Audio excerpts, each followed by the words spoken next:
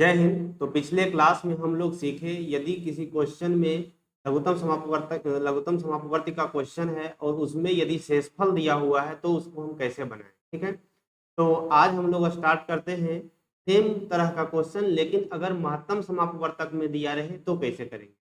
मेरा कहने का मतलब है, पहले जो हम कल पढ़े हैं उसमें क्या था कि कोई एक संख्या है जिससे हम उसमें भाग दे रहे हैं किसी दिए गए संख्या में और प्रत्येक दशा में कुछ शेष बच रहा है। ठीक है, आज हम लोग को पढ़ना है कि जो दिया गया संख्या है उसमें हमें भाग लगाना है और प्रत्येक दशा में कुछ शेष बचे। दोनों का लैंग्वेज हल्का सा का अंतर होता है और दोनों का आंसर अलग अलग आता है। ठीक है, तो आज हम लोग इसका प्रैक्टिस जो करेंगे वो क्वेश्चन से ही स्टार्ट करेंगे और क्वेश्चन बनाते बनाते ही इसका हम लोग सीखेंगे कि कैसे इसको बनाया जाए। ठीक है, तो इसका क्वेश्चन इस प्रकार से रहता है, वह बड़ी से बड़ी संख्या कौन सी है जिससे 1657 तथा 2037 को भाग देने पर क्रमशः 6 तथा 5 शेष बचे। सबसे पहले हम इस क्वेश्चन को लिख देना चाहते हैं, उसके बाद हम इसको समझाते हैं कि इस प्रकार के क्वेश्चन को कैसे सॉल्व करें। क्वेश्चन यही है, वह बड़ी से बड़ी संख्या कौन सी है जिससे 1657 तथा 2037 को भाग दिए जाने पर क्रमशः 6 तथा 5 शेष बचे। इस क्वेश्चन को आप ध्यान से पढ़िए तो इसमें आपको पता चल जाएगा कि ये म का क्वेश्चन है या ल का क्वेश्चन। कैसे, देखिए यहाँ पे जो लिखा है जिससे 1657 तथा 2037 को भाग देने पर, को भाग दिए जाने पर मतलब जो मेरा नंबर है इसी में भाग लगाना है। तो जब हम कल ही हम लोग सीखे हैं कि जिस नंबर से भाग लगाना है और जिस नंबर में भाग लगाना है, तो इस नंबर में भाग लगाना है तो जरूर जो मेरा आंसर होगा ये इससे छोटा होगा या इसके बराबर होगा। तो कल हम लोग सीखे थे कि म स जो होता है वो दिए गए संख्या से या तो छोटा होता है या उसके बराबर होता है। लेकिन अगर ये ल स का क्वेश्चन रहता तो यहाँ पे भाषा इस तरह से रहता, वह छोटी से छोटी संख्या कौन सी है जिससे जिस यहाँ पे जिससे के जगह पे जिसमें रहता, जिसमें 1657 तथा इतना से भाग देने पे मतलब ये जो दोनों नंबर है इससे भाग देना है, लेकिन यहाँ इस संख्या में ही भाग देना है। ठीक है, तो हमें इस भाषा पे ध्यान देना है कि ये जो मेरा संख्या दिया हुआ है इसमें भाग देना है या इससे भाग देना है। यदि इसी में भाग देना है तो मेरा महत्तम समापवर्तक का क्वेश्चन है, और अगर दिए गए संख्या से भाग देना है तो वो लघुत्तम समापवर्ती का क्वेश्चन। ठीक है, तो इस प्रकार का क्वेश्चन जब रहे तो इसको कैसे सॉल्व करेंगे, सॉल्यूशन। इस प्रकार के क्वेश्चन में सबसे पहले हम देखते हैं इसका जो शेषफल बच रहा है वो शेषफल दोनों अलग अलग है।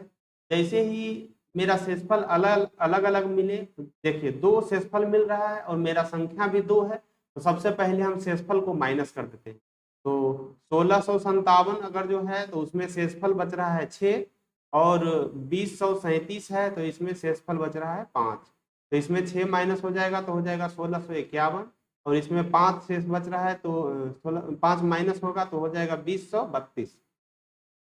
ठीक है, तो अब इस दोनों का हम म स निकाल देंगे, महत्तम समापवर्तक निकाल देंगे और जो मेरा आंसर आएगा वो इस पूरे क्वेश्चन का आंसर होगा। ठीक है, तो इसमें हम लोग क्या सीखे, कैसे इसको सॉल्व करना है।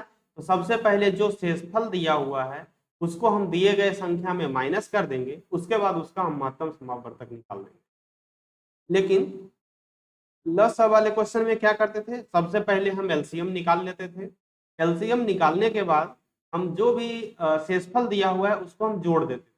लेकिन अगर उसमें क्रमशः वाला दिया रहे, अलग अलग शेषफल रहे, तो हम क्या करते हैं कि जो मेरा दिया गया संख्या है उसमें हम पहले शेषफल घटाते हैं, देखते हैं अगर सब बराबर है तो मेरा एलसीएम निकलने के बाद उस जो बराबर संख्या आ रहा है माइनस करने के बाद उसको हम माइनस कर देते थे। ठीक है, तो 1651 और 2032 का एचसीएफ कितना होगा, तो ये इसको हम निकालते हैं। 2032 में भाग देते हैं 1651 से, एक बार में लगेगा 1651 माइनस हुआ 1, 13 में से 5 गया 8 और यहाँ पे 9 में से 6 गया तो 3, ये खत्म। और ये 1651 4 बार में लगेगा तो 4, 8 चौके 32 के 2 बाकी 3 और 4 तिहाई 12 और 3 1524 माइनस करेंगे तो 1 में से 4 गया, 11 में से 4 गया तो 7, यहाँ पे बच गया 4 में से 2 गया तो 2, और यहाँ पे बच गया 1, 127। अब यहाँ पे तो जगह नहीं है तो करते हैं 127 से भाग देते हैं 381 में, तो 3 बार में पूरा पूरा कट जाएगा 381। तो मेरा जो नंबर आया वो आया 127। 127 जो है 127 मेरा आंसर होगा। 127 जो संख्या है उससे 127 जो संख्या इससे अगर हम इस 1657 में भाग दें तो 6 शेष बचेगा, और 2037 में भाग दें तो 5 शेष बचेगा। ठीक है, तो इसका आंसर हो जाएगा 127। ठीक है, अब इसी प्रकार का एक और क्वेश्चन लेते हैं जिसमें शेषफल सेम रहे। जैसे क्वेश्चन ये है कि वह बड़ी से बड़ी संख्या कौन सी है जिससे 1356, 1867 तथा 2064 को भाग देने पर प्रत्येक दशा में 12 शेष बचे। ठीक है, तो सबसे पहले क्वेश्चन लिखते हैं, वह बड़ी से बड़ी संख्या कौन सी है, वह बड़ी से बड़ी संख्या कौन सी है, वह बड़ी से बड़ी संख्या कौन सी है जिससे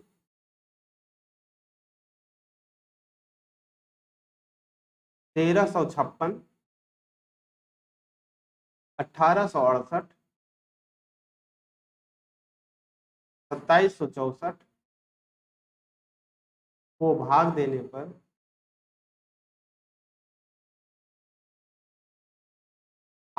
पर प्रत्येक दशा में 12 शेष बचे। प्रत्येक दशा में 12 शेष बचे।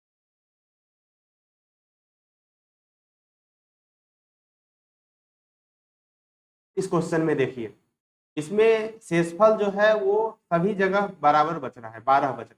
ठीक है, पिछले जो क्वेश्चन पढ़े उसमें क्या था कि शेषफल अलग अलग बच रहा था, तो जो मेरा शेषफल बच रहा था उसको माइनस कर देते थे, लेकिन इसमें सभी में शेषफल बराबर ही बच रहा है, सभी में शेषफल 12 ही बच रहा है।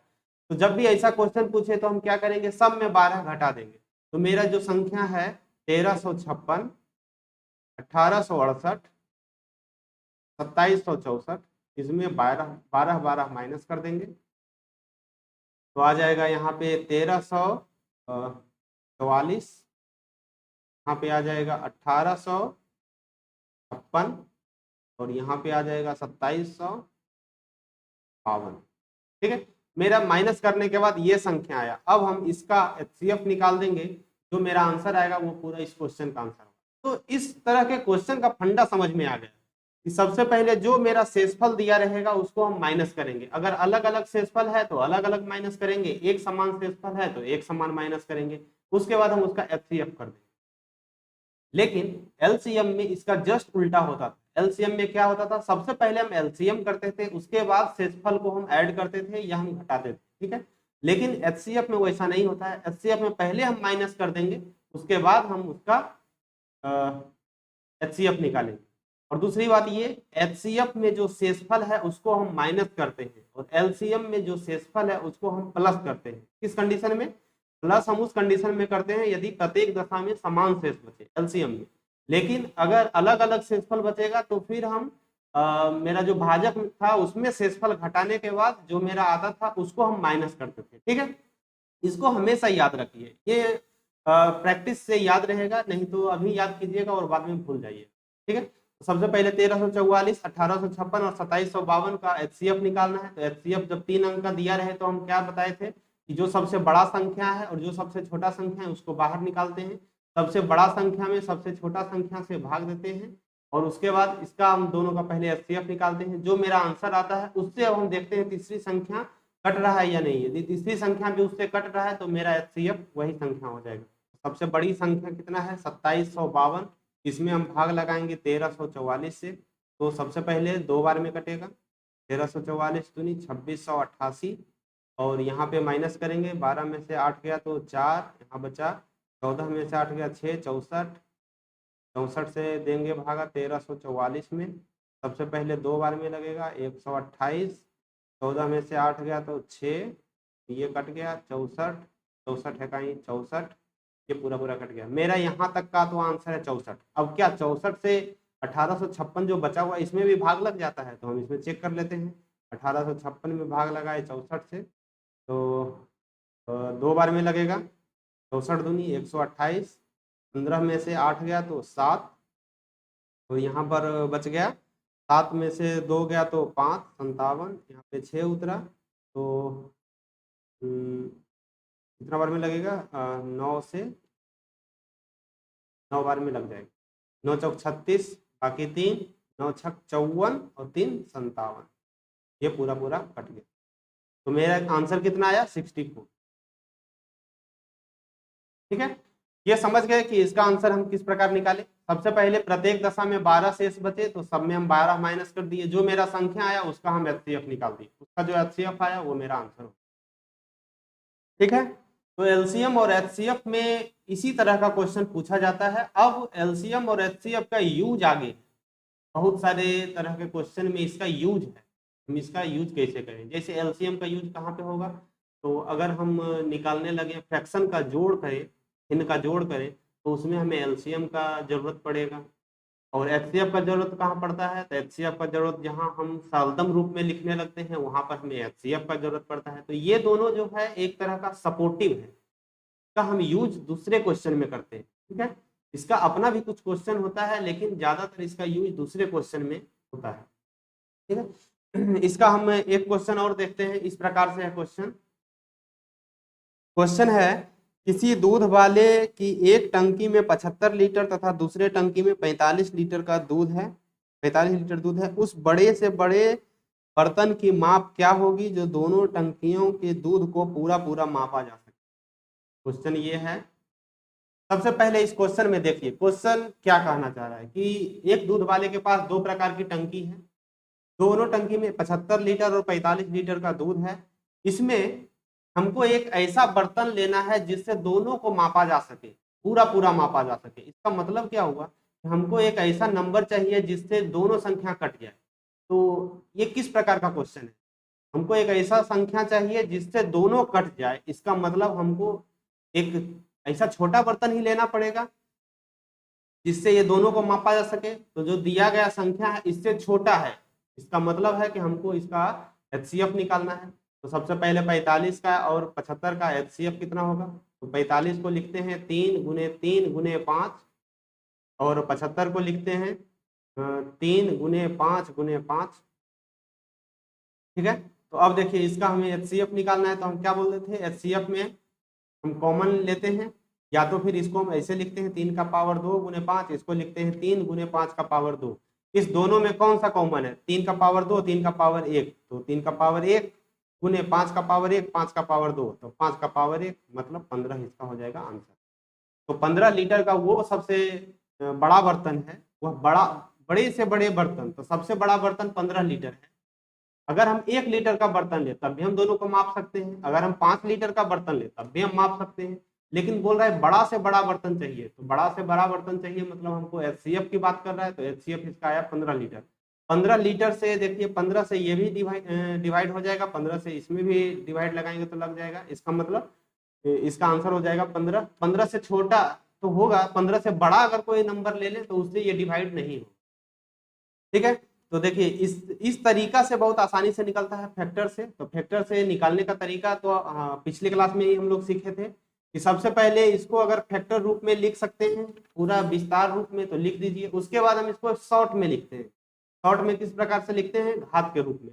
3 2 बार यूज हुआ है तो 3 का पावर 2, 5 1 बार यूज हुआ है तो 5 का पावर 1, 1 हम नहीं लिखते हैं। ठीक है, इसी तरह 3 गुने 5 के पावर 2 यहाँ पे होगा क्योंकि 3 1 बार है और 5 2 बार है। उसके बाद पावर में जो सबसे छोटा रहे वो मौसा में आ जाएगा। अगर इसका लसा पूछे तो जो सबसे बड़ा पावर होगा वो इसका लसा हो जाएगा, एलसीएम हो जाएगा। तो एलसीएम जैसे इस क्वेश्चन का एलसीएम कितना होगा, तो 3 का पावर 2 गुने 5 का पावर 2, क्योंकि 3 और 5 ही इसमें यूज हुआ है और 3 का अधिकतम पावर 2 है और 5 का अधिकतम पावर 2 है, तो इसका आंसर हो जाएगा 3 का पावर 2 गुने 5 का पावर 2। ठीक है, लेकिन इस क्वेश्चन में इसका आंसर हो जाएगा 15 लीटर। ठीक है, 15 लीटर का वो बर्तन है जिससे कि पूरा पूरा मापा जा सकता है और सबसे बड़ा है। ठीक है, अब हम लोग एक ऐसा क्वेश्चन लेते हैं जो रेलवे 2005 में पूछा है। इस क्वेश्चन को देखते हैं किस प्रकार से सॉल्व करें। वह छोटी से छोटी संख्या कौन सी है जो कि पूर्ण वर्ग हो, ठीक है, तथा 3, 4, 5, 6, 8 प्रत्येक से पूर्णतः विभाजित हो जाए। ठीक है, इसमें तो वर्ग शब्द का यूज किया है, क्योंकि हम लोग अभी वर्ग और वर्गमूल नहीं पढ़े हैं, तो फिर भी हम इसको बनाते हैं और डिटेल से इसको हम वर्ग और वर्गमूल चैप्टर में पढ़ेंगे। ठीक है, तो सबसे पहले क्वेश्चन लिखते हैं, वह छोटी से छोटी संख्या कौन सी है। हमको एक ऐसा संख्या लेना है जो इस दिए गए नंबर से पूर्णतः विभाजित हो, साथ में वह पूर्ण वर्ग भी हो। ठीक है, तो सबसे पहले दिए गए नंबर से पूर्णतः विभाजित हो, मतलब इससे भाग लगाना है, तो हमको इसका एलसीएम चाहिए। तो 3, 4, 5, 3, 4, 5, 6 और 8 का एलसीएम कितना हो जाएगा। तो हम इसको विस्तार रूप में लिख रहे हैं। पहले 8 को 2 गुने 2 गुने 2। सबसे पहले इसको हम इस प्रकार से लिखते हैं, 3 को 3, 4 को 2 का पावर 2, 5 को 5, इसको 2 गुने 3 और इसको 2 का पावर 3। तो इसमें क्या क्या यूज हुआ है, 2 है, 3 है और 5 है। तो सबसे पहले हम लिखते हैं 2, 3, 5। 2 का मैक्सिमम पावर कितना है, 3। 3 का मैक्सिमम पावर कितना है, 1। 5 का मैक्सिमम पावर कितना है, 1। तो इसका हो गया एलसीएम कितना, 2 का पावर 3 मतलब 8, बचे 40। 40 गुने 3 120। 120 एक ऐसा संख्या है जो इस दिए गए संख्या से पूर्णतः विभाजित होगा, लेकिन पूर्ण वर्ग होना चाहिए।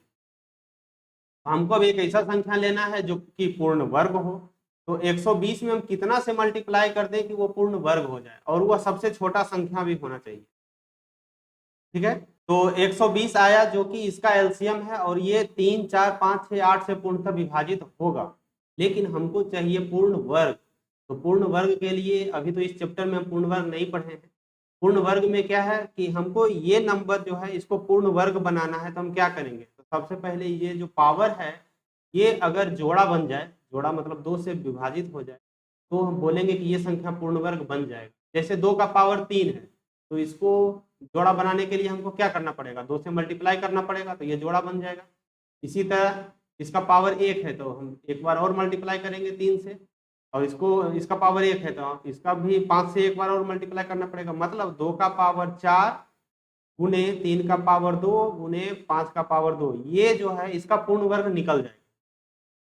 ठीक है, तो ये संख्या बनाने के लिए हमको कितना से मल्टीप्लाई करना पड़ेगा, तो इसको ये संख्या बनाने के लिए हमको मल्टीप्लाई करना पड़ जाएगा कितना से, तो 2 से गुने 3 से और गुने 5 से।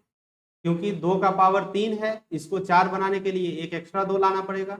3 1 है और हमको 2 3 लाना है, तो एक एक्स्ट्रा 3 लाना पड़ेगा, और 5 भी 1 है, तो इसको 2 बनाना है, तो एक एक्स्ट्रा। तो 3 दूनी 6 बचे 30 से हमको इसको मल्टीप्लाई करना पड़ेगा। तो इसको जब हम मल्टीप्लाई करेंगे तो 12 तिहाई 36, 3600 जो मेरा संख्या है ये इस दिए गए संख्या से पूर्णतः विभाजित भी होगा और साथ में ये पूर्ण वर्ग भी होगा। ठीक है, ये बात समझ गए। अब एक दूसरा क्वेश्चन लेते हैं जो इस प्रकार है, वह छोटी से छोटी संख्या कौन सी है जो 2, 3, 4, 5, 6 में प्रत्येक से विभक्त हो, प्रत्येक से विभक्त होने पर एक शेष बचे परंतु 7 से पूर्णतः विभाजित हो जाए। इस प्रकार का क्वेश्चन जब रहे तो क्या करेंगे, पूरा क्वेश्चन हम नहीं लिखते हैं, बस ऐसे लिखते हैं 2, 3, 4, 5, 6 से भाग देने पर एक शेष बचे, एक शेष बचे परंतु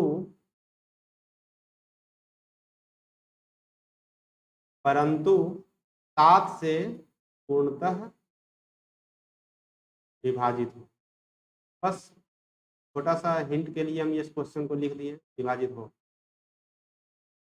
तो देखिए जो मेरा दिया गया नंबर है ये 2, 3, 4, 5, 6 से भाग देने पर एक शेष बचे। तो जब भी इस प्रकार का क्वेश्चन है तो क्या करेंगे, हम सबसे पहले एलसीएम निकालेंगे, उसमें एक जोड़ देंगे। तो इसमें हम एलसीएम निकालते हैं, 2, 3, 4, 5, 6 का एलसीएम कितना होगा, 2 इसका 3, 4 को लिखेंगे 2 का पावर 2, 5 को लिखेंगे 5, 6 को लिखेंगे 2 गुने 3, तो एलसीएम कितना हो जाएगा। इसमें कौन कौन सा यूज हुआ है, नंबर 2 हुआ है, 3 हुआ है और 5 यूज हुआ है। 2 का मैक्सिमम पावर 2 है, 3 का मैक्सिमम पावर 1 है और 5 का मैक्सिमम पावर 1 है। तो इसका हो जाएगा 2 दूनी 4 5 20 तिहाई 60, इसका एलसीएम आ गया 60। ठीक है, अब बोल रहा है प्रत्येक दशा में एक शेष बचे, इसका मतलब इसका जो नंबर होगा या तो 61 होगा या कुछ और, देखते हैं आगे, लेकिन 7 से पूर्णतः विभाजित हो जाए। तो क्या ये नंबर जो मेरा है ये 7 से पूर्णतः विभाजित है? तो देख रहे हैं कि जब इसमें हम 1 जोड़ देंगे तो 7 से विभाजित नहीं होगा। तो हमको नंबर लेना है, देखो अब 60 जो है मेरा इससे विभाजित हो जाएगा, तो जो 60 से विभाजित होने वाला है वो भी इससे विभाजित हो जाएगा। कल के क्लास में हम पढ़े थे कि 40 अगर 8 से कट रहा है, 8 मेरा 4 से कट रहा है तो 40 भी मेरा 4 से कटेगा। तो 60 मेरा इस दिए गए नंबर से कट रहा है और 60 से जो जो कट रहा है वो नंबर हम लिख लेते हैं। 60 से कटने वाला है 60, 120, 180, 240, 300, 360, 420, ये सब नंबर जो है वो 60 से कटने वाला है। ठीक है, और बोल रहा है कि प्रत्येक दशा में एक शेष बचे, तो या तो 60 प्लस एक आंसर होगा, नहीं तो ये आंसर होगा, नहीं तो ये आंसर होगा, नहीं तो ये होगा, नहीं तो ये होगा, नहीं तो ये होगा, नहीं तो के नीचे वाला 421 होगा आंसर। ठीक है, तो लेकिन हमको कह रहा है 7 से पूर्णतः विभाजित होना चाहिए। 7 से कटने का क्या नियम था कि जो भी इकाई स्थान पे होगा उसको हम हटा देंगे और दुगना जो दिए बचे हुए संख्या में दुगना को घटा देंगे। तो जैसे ये संख्या बचा कितना 60 हुआ 61, तो इसमें हम 1 हटाए और इसका डबल मतलब 6 में से 2 घटाए तो 4, ये नहीं कटेगा तो ये मेरा आंसर नहीं होगा। यहाँ पे आया कितना 121, 121 में 1 हटाए, इसका दोगुना करके 2 घटाए तो बच गया 10, ये भी नहीं कटेगा 7 से। 181, इसमें हम 181 आया, 181 में 1 हटाए और दोगुना घटा दिए तो 2 घटाए तो 18 में से 2 गया 16, ये भी नहीं कटेगा। इसी तरह ये आया 241, तो 1 हटाए और 2 इसमें माइनस कर दिए तो 24 में से 2 गया तो 22, ये भी नहीं कटेगा। इसी तरह 301, 301 में हम 1 हटाए और 2 इसमें माइनस कर दिए तो 30 में से 2 चल गया तो 28, 7 से 7 चौके 28, ये कट जाएगा।